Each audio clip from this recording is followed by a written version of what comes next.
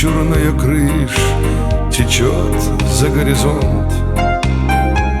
17-й квартал, Париж, чуть вздрагивает зонт. И женщина французская, серьезно и мила, спешит сквозь утро тусклое, должно быть, проспала. И тем, кто встретится ей улочкою узкою, не догадаться, здесь у всех свои дела. Она хоть бывшая, но подданная русская. Она такая же москвичка, как была.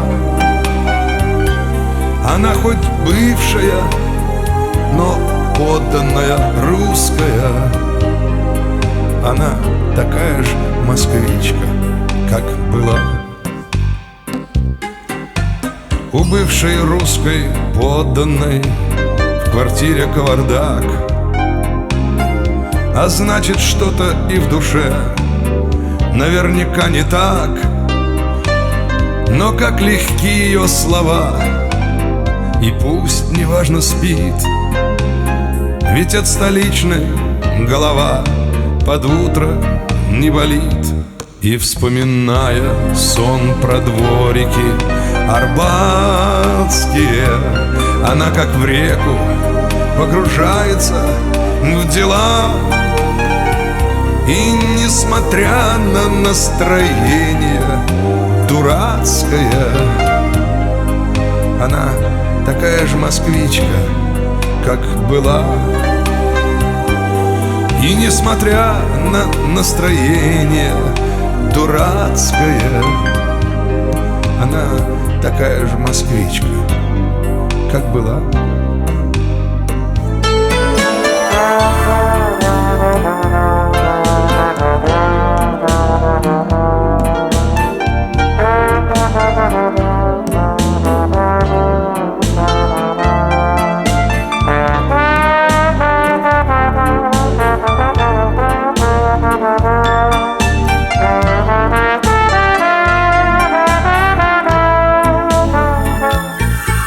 Каштаны негры продают у площади Конкорд.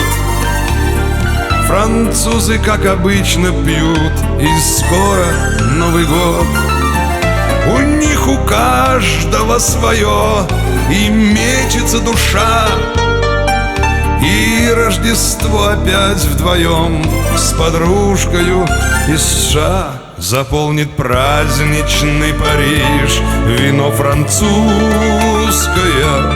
а ей пригрезится Москва белым бела. Она хоть бывшая, но подданная русская. Она такая же москвичка, как была. Она хоть бывшая, но подданная русская.